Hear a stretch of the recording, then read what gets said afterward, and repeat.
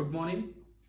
आज हम सुबह से ही ये लगाओ कि आपके ग्रेविटेशन के डाउट्स के थ्रू ग्रेविटेशन रिवाइज करना स्टार्ट करेंगे। यहाँ छोटे छोटे लेक्चर्स में डालूंगा, जो डाउट्स आएंगे उनको देख के कि किस तरह की चीजें समझानी चाहिए, और लगभग शाम तक आपके डाउट्स क्लियर हो ही जाएंगे। देखते चलेगा।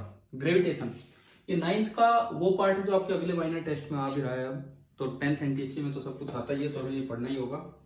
तो इसकी शुरुआत होती है न्यूटन लॉ ऑफ ग्रेविटेशन से। न्यूटन ने यह बताया था कि अगर कोई मास m1 है, एक दूसरा मास m2 है, और इनके बीच का सेपरेशन है r, तो दोनों एक दूसरे को अट्रैक्ट कर रहे होते हैं विथ सम फोर्स, एंड वो जो फोर्स होता है according to Newton that is equal to g m1 m2 upon r square. That force is directly proportional to the product of both the masses. That force is inversely proportional to square of distance between them, and this force is attractive. यहां पे जो g है, that g is called universal gravitational constant.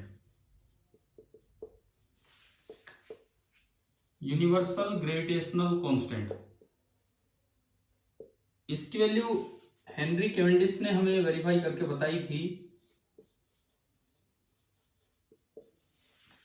Through torsional balance experiment. Henry Cavendish ने torsion balance experiment करके ये value हमें बताई थी। उसमें टॉर्क इक्वेट किया गया था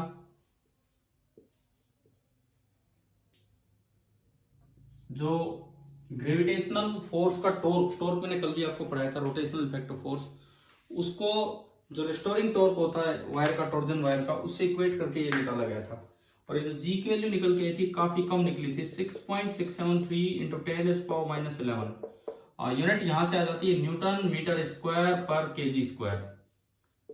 न्यूटन मीटर स्क्वायर पर केजी स्क्वायर, ये ग्रेविटेशनल फोर्स का फॉर्मूला है। अब 9th में इन पे भी डायरेक्ट क्वेश्चंस आते हैं। F directly proportional to L1 M2 and F inversely proportional to R square. इन पे डायरेक्टली क्वेश्चंस आते हैं कि अगर पूछा जाए दोनों मासेज को डबल कर दिया, दोनों मासेज को डबल किया तो प्रोडक्ट डबल होगा, और प्रोडक्ट अगर डबल होगा तो फोर्स भी डबल हो जाएगा। डिस्टेंस को डबल कर दिया तो फोर्स 1/4 हो जाएगा। इस तरह के क्वेश्चन छोटे छोटे आया करते थे 9th में, अब भी आ सकते हैं एनटीएससी के माइनर में और इस तरह की चीजों में। अभी देखो, अभी हम इसके इफेक्ट पे चलेंगे। तो इस लेक्चर में मैं जो इफेक्ट आपको बता रहा हूं that is circular motion under gravitational force. जैसे सपोज कीजिए एक कोई मास है कैपिटल M और एक कोई मास है स्मॉल m, और दोनों एक सर्कल में घूमे जा रहे हैं under the action of their mutual gravitational force. तो हम पढ़ क्या रहे हैं? सर्कुलर मोशन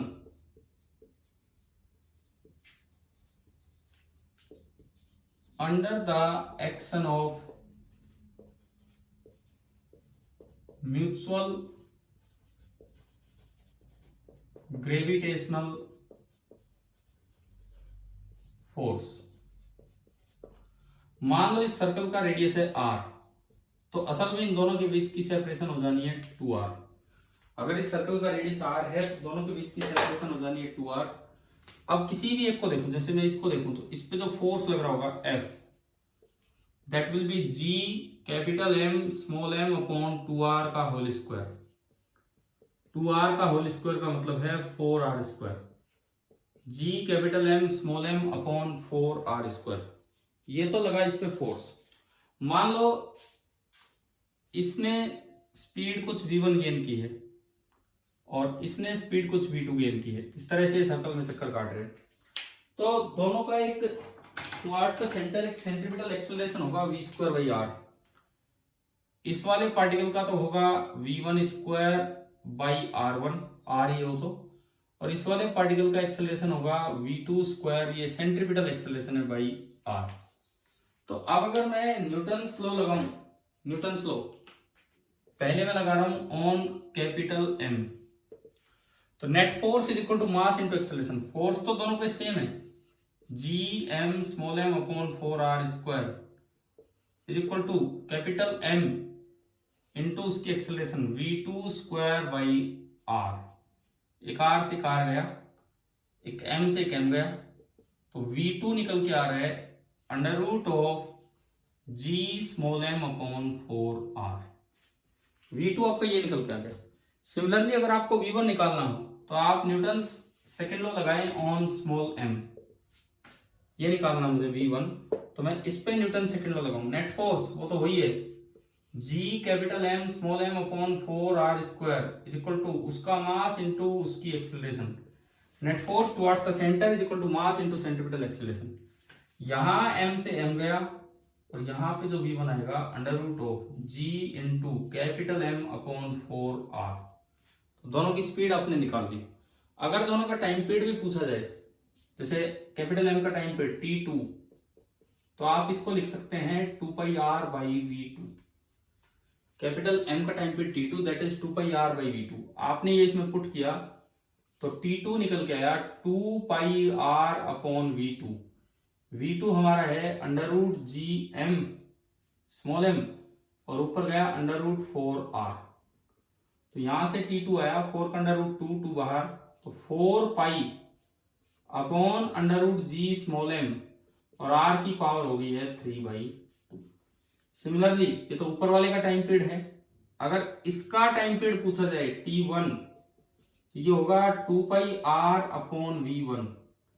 आपने v1 की वैल्यू रखी तो 2 पाई r अपॉन v1, v1 की जगह आएगा under root of g m upon 4r। तो ये पूरा देखोगे तो ये बन जाना है 4 pi upon root G capital M और r की पावर 3/2। इस तरह का टाइम पीरियड आ रहा है। थोड़ा केपलर्स थर्ड लॉ की हिंट भी दे रहा है कि t is directly proportional to r की पावर 3/2 और स्क्वायरिंग बोथ साइड, तो t square is proportional to r3।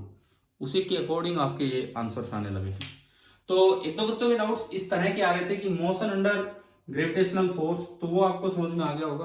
अब आप अपना वो वाले क्वेश्चन ट्राई कर लेंगे जो इस तरह के हैं। इसी तरीके से आज हम छोटे छोटे लेक्चर्स लेंगे और उनमें मैं आपके डाउट्स देख देख के फिर ये लेक्चर सुनाऊंगा भी क्या है क्या नहीं। आप पढ़ते रहें। Thank you.